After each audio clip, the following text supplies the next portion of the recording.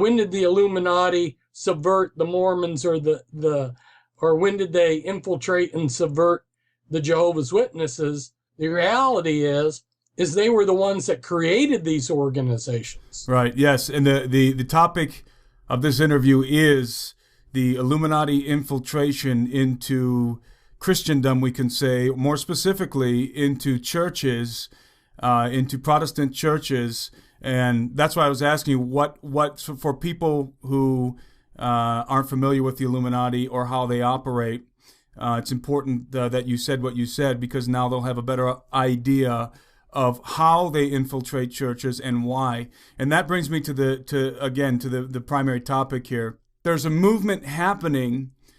Two movements are happening simultaneously, and both of these movements are being influenced and were started by the global elite, the Illuminati, these ruling families, these ruling factions. And the two movements are ecumenism and the interfaith movement. Ecumenism is basically an amalgamation of all the Christian denominations, including the Catholic Church, together. So it amalgamates. Ecumenism seeks to amalgamate or to fuse all of the different denominations together under the Roman Catholic Church. In other words, it's really like all the Protestant little churches going home to the mother hen. The little Protestant chicks going home to the mother hen, which is the Catholic Church. There's a very strong ecumenism movement or ecumenical movement happening right now, and then there's a very strong interfaith movement happening, and the two kind of entwine. The interfaith movement is a movement that is seeking to amalgamate all the religions of the earth under one banner. And that's the ultimate goal. And I know you know, Fritz, that the Illuminati are seeking not only a one world political structure, but also a one world religious structure. And so they're funding, and we'll get into this in a little bit. They're actually funding and have been funding for years certain movements within the Protestant churches, moving towards ultimately a one world religion. Is that an accurate assessment? Yes, the Illuminati have had on their agenda the creation of a one world religion. J.P. Morgan, who became an Illuminati member late in the 1800s, after he had become an Illuminati member, he started supporting an ecumenical movement to unite all of the Christian churches.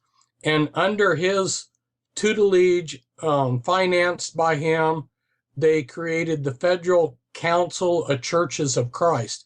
It was called the FCCC. And the leadership of the FCCC were Freemasons. And by the way, Charles Taze Russell, who had started the Jehovah's Witnesses, you may be a little bit surprised, but he was like one of the first people that started supporting this ecumenical movement by J.P. Morgan to unite the Christian churches. The strange thing of it was, as though he verbalized in his talks around the world support for this, the Watchtower Society itself never publicly joined the FCCC.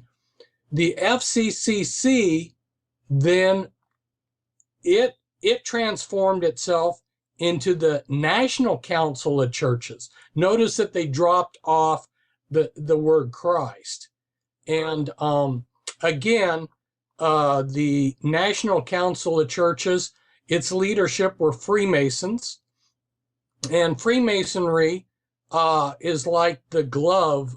If the Illuminati's the hidden hand that's controlling things, Freemasonry's like the glove to it. And so, again, we see high-ranking Freemasons, like G. Oxham Bromley, who was a 33rd degree Freemason. He was one of the leaders of the FCC, NCC, and then later the World Council of Churches.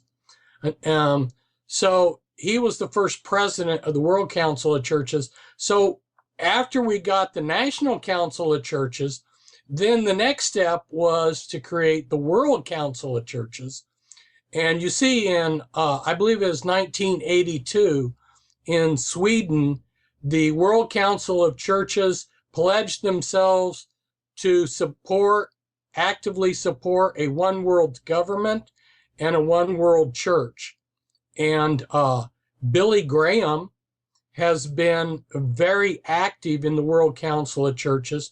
Now, when Billy Graham first got started, and he was asked about the World Council of Churches back in the early 50s, he made the comment that he felt like they probably were selecting the Antichrist. But by the late 50s, he was actively participating in it. And in fact, I pulled out some stuff here. I don't know if you'll be able to see it there, but here's Billy Graham in the New Delhi. This is the 1961 World Council of Churches meeting, and that's Billy Graham there at that meeting. And he became the leading advocate around the world for ecumenicalism. He himself is a 33rd degree Freemason, and this is a book, The Clergy and the Craft, written by Reverend Haggard, who's also a Freemason. And in here, in his book on Freemasonry, he quotes Billy Graham, and Billy Graham. And when I read this book, I noticed that everybody in here that he quotes are Freemasons, right? But the Masonic lodges kept Billy Graham's membership secret, although some Freemasons, not knowing who I was, have told me, gloated and bragged that Billy Graham was a Freemason. In fact, I talked with Jim Shaw, who's the highest ranking Freemason to defect from Freemasonry. He is a 33rd degree Freemason, and he left, he gave his life to Christ and left Freemasonry. And I talked with him on a number of occasions. Billy Graham was at his 33rd degree initiation ceremony in Washington, D.C. And although I don't have it here to show to you, but I mean, I can just simply say what it says. The Scottish Rite magazine that I have boxes of Masonic literature and books and magazines, and in one of them it talked about the 33rd degree initiation ceremony and how only 33rd degree Freemasons are allowed to attend. So the fact that Billy Graham was attending his initiation ceremony, his 33rd degree initiation ceremony, shows that Billy Graham himself is a 33rd degree Freemason. And here in this book by this Freemason, they quote Billy Graham. They say, Dr. Billy Graham said, and he's talking about the Order of Demolays, which is the Masonic order for young people. He's saying, there are the young people upon which the hope of America's future rests, and Demolays are part of this group. May God richly bless all Demolays as they continue their good work.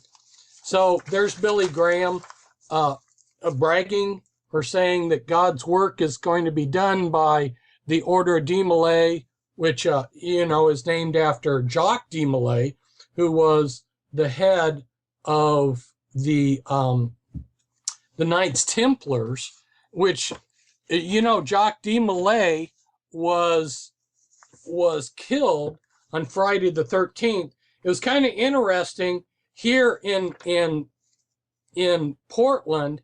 They have the Billy Graham people. This is the Billy Graham Crusade here. You see the Billy Graham Crusade people. They gave out this certificate for women. And when is it redeemed? Friday the 13th. I just thought it was really coincidence that, Jacques de Molay, who was killed on Friday the 13th, and then they give this, the Billy Graham Crusade gives the certificate that can be redeemed that day. Interesting. But anyway, there's three major, there's many more, but three major Christian clergymen come to my mind that are very powerful in America, that are 33rd degree Freemasons. You have Norman Vincent Peale, who was a 33rd degree Freemason. You had Robert Schuller, who was a 33rd degree Freemason, and Billy Graham, who was a 33rd degree Freemason. And all of those men have promoted this ecumenicalism, especially Billy Graham. And he's been very active in the World Council of Churches. Now, if we go back and look, who are the members, who are the leadership of the World Council of Churches, you see people that are diametrically opposed. They're apostates. These are people that are Communist Party members, that are high-ranking Freemasons, socialists, Illuminati members. We're looking at something that's diametrically opposed to Christ, and the convergence needs to include the Catholic Church. So you'll notice that Billy Graham is very what's the word I'm looking for? He's very active with the Catholic Church. He got his honorary doctorate. Here's the Catholic Church bestowing this on him, and then this is a newspaper article here where the Archbishop endorses Billy Graham, and I know that his crusade doesn't tell the truth, because Billy Graham has been very active in supporting the Catholic Church. Like when he went to Poland and he did his crusade, if you came forward, you were sent to a Catholic church. And another time he went to Poland, he spoke in Catholic churches, and he told them that they were already Christians. He didn't say that they needed Christ or salvation. He was saying, you already have Christ, you're already Christians. In other words, here's somebody who's a Protestant acknowledging the Catholics as being totally okay. And this is what ecumenicalism is about, is the merging of all these different churches. Why was there a Reformation? People need to ask themselves, why did a Reformation occur? Why was the Catholic Church's power challenged, and what were the issues there? Now, I'm not saying that the Protestants don't have problems. In fact, talking about ecumenicalism, one of the things that I did, talking about, and this is just, I came out with a list of 200 high-ranking Vatican officials who were Freemasons. I gave their secret initiation dates, their secret membership numbers, their secret Masonic names. There were 2 men that died to get that information. Anyway, I also went through on the Protestants don't look any better when you talk about Freemasonry. And these are some pages from my Be Wise as Serpents book. And here you can see I go denomination by denomination and give ministers that are Freemasons. American Baptist, General Baptist, Baptist, Missionary Baptist, National Baptist, Northern Baptist, Southern Baptist. Southern Baptist is the largest denomination within the Protestants, and 65% of their ministers are Freemasons. And years ago, some of my friends were trying to get the Southern Baptist Convention to say that Freemasonry is incompatible with Christianity, and the Southern Baptist Convention would not back them. So here's some more of these lists of Freemasons, ministers.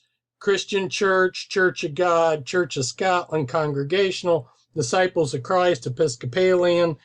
When we talk about the Episcopalian Church, that's really just a heretic branch of the Catholic Church. The Church of England broke off of the Catholic Church.